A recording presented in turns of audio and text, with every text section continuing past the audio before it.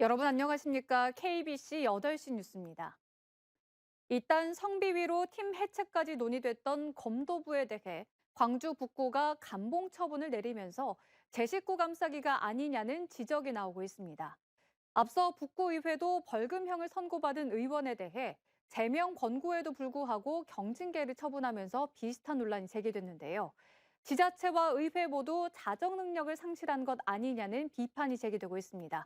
정희진 기자의 보도입니다. 이딴 선수단 성매위로 잡음을 빚은 광주 북구 검도부 감독과 코치에 대해 감봉 등 경징계가 내려지면서 논란입니다. 추가로 훈련 일지 허위 작성 등 27건에 달하는 지적 사항도 발견됐지만 솜방망이 처분에 그쳤다는 지적이 나옵니다. 감독 코치가 아주 그 기본적인 걸 중요하게 생각하지 않는데 왜 이거는 해고 사유가 안 되는 거냐. 기본적인 걸 지키지 않는 사람들이 감독 코치 자질이 있냐. 이렇게 문제 제기하면서 제가 호소 아닌 호소도 해봤지만 어쨌든 무기명 투표를 했고요. 어쨌든 결과는 그렇게 나왔습니다.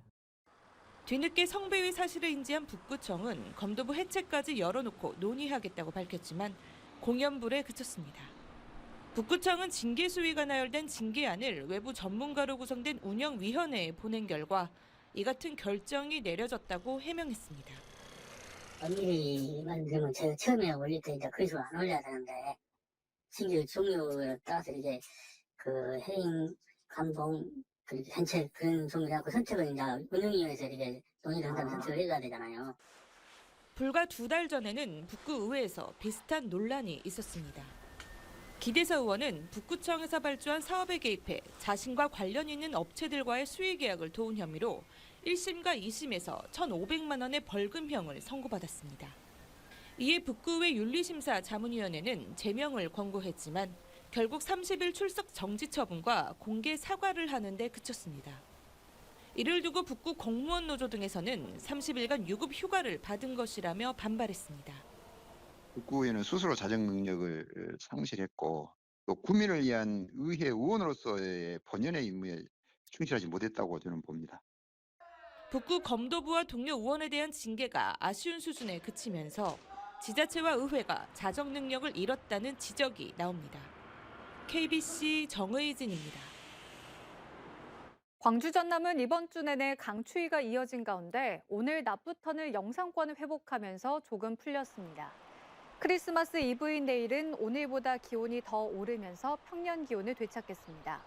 내일 아침 최저 기온은 나주 영하 4도, 광주와 순천 영하 2도 등 영하 4도에서 0도의 분포로 오늘보다 5도가량 높겠고 낮 최고 기온은 영상 2도에서 7도의 분포를 보이겠습니다.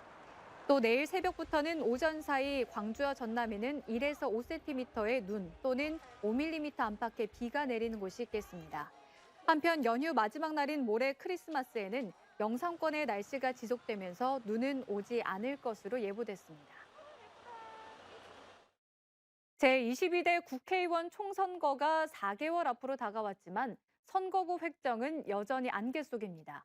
제출된 획정안에 대해 곳곳에서 반발이 이어지고 있는 가운데 변동이 예상되는 전남 지역의 불만도 커져가고 있습니다. 박성호 기자의 보도입니다. 넉 달 앞으로 다가온 제22대 국회의원 총선거.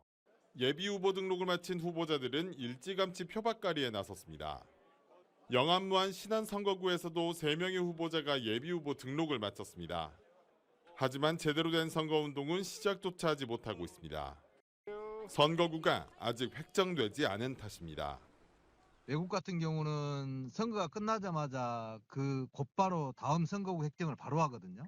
우리나라 같은 경우는 이게 강제 규정이 없기 때문에 강제 규정이 있다 하더라도 국회가 지키지도 않고 이런 상황들이 계속 반복되다 보면 계속된 깜깜이 선거를 할 수밖에 없고. 지난 5일 발표된 중앙선거관리위원회의 획정안을 보면 순천 선거구는 가불로 나누고 무안 신안 영암은 인근 시군으로 분할 흡수됩니다. 선거구의 인구를 감안한 결과입니다. 하지만 의석수가 줄어들거나 선거구 변동이 있는 곳곳에서 반발이 잇따르면서 선거구 획정이 늦어지고 있습니다. 또 각기 다른 그 역사성을 갖고 있는데 이렇게 인구수로 한꺼번에 묶어버린다는 것은 상당히 잘못된 겁니다. 상당히 잘못된 거기 때문에 반드시 재고되고 고쳐져야 할 일이라고 생각합니다. 오는 28일 예정된 국회 임시본회의에서 선거구 획정에 대해 본격적으로 논의될 전망입니다. 하지만 여야의 삿바 싸움에 획정까지는 상당한 시간이 필요해 보입니다. 선거 1년 전까지는 획정짓도록 돼 있는 선거구. 총선 4개월도 채 남지 않은 가운데 선거구 획정을 둘러싼 여야의 힘겨루기에 유권자들의 혼란은 더 커질 것으로 우려됩니다. KBC 박송호입니다. 제22대 국회의원 선거를 앞두고 출마 예정자들의 출판 기념회가 잇따랐습니다. 광주 북구갑 선거구 출마 예정인 진선기 이재명 대통령 후보 직속 경제특보는 저서 진선기는 합니다 출판 기념회를 열고 요양병원 간병비 급여화와 광주역 KTX 재진입 등 공약과 포부를 밝혔습니다. 또 영암 무안 신안 선거구에 출마 예정인 백재욱 전 청와대 선임 행정관은 남학 복합주민센터에서 나는 민주당이다 출판 기념회를 갖고 그간의 경험을 바탕으로 호남 정치에서 민주당이 가야 할 방향과 자세 그리고 지역 주민을 위한 미래 비전을 제시했습니다. 22대 총선을 앞두고 더불어민주당의 예비 후보 자격 심사가 진행 중인 가운데 광주 서구갑 지역구 출마를 준비해온 김대현 위민연구원장이 불출마를 선언했습니다. 김 원장은 민주당 예비 후보 자격 심사에서 부적격 판정을 받았다며 당의 판단을 받아들이지만 9년 전 지방선거 당시 경선 불복이 부적격 사유가 된 것은 이해할 수 없다고 밝혔습니다. 특히 출마 전 중앙당에서 문제 없다는 확인까지 받아 단순한 중앙당의 실수로 생각하고 구명운동에 힘썼지만 뒤늦게 그 사유를 알 것 같다며 석연치 않은 판정을 에둘러 비판했습니다. 경쟁 후보를 낙마시키기 위해 허위 사실을 퍼뜨린 전남의 한 조합장 선거 낙선자에게 벌금형이 선고됐습니다.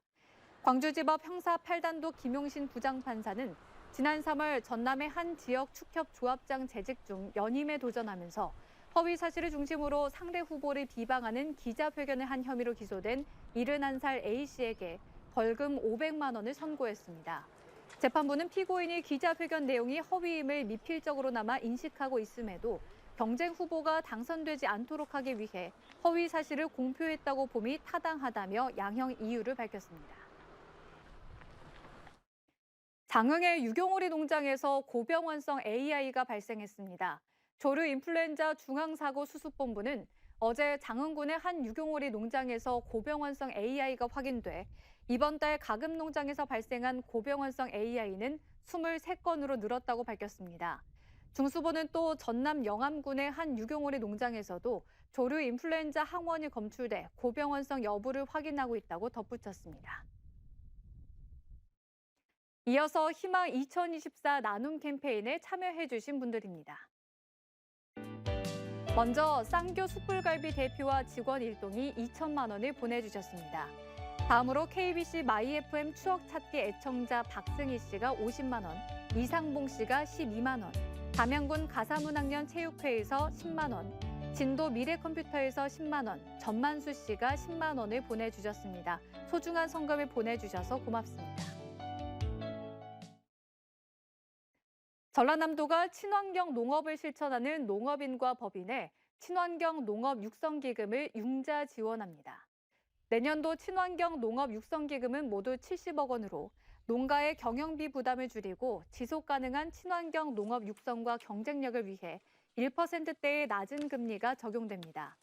융자는 전남도 내에서 1년 이상 거주하며 친환경 농업을 실천하는 농업인이나 법인 등이 신청할 수 있습니다. 국립호남권 생물자원관이 섬지역 자생식물 종자 22종을 시드볼트에 기탁했습니다.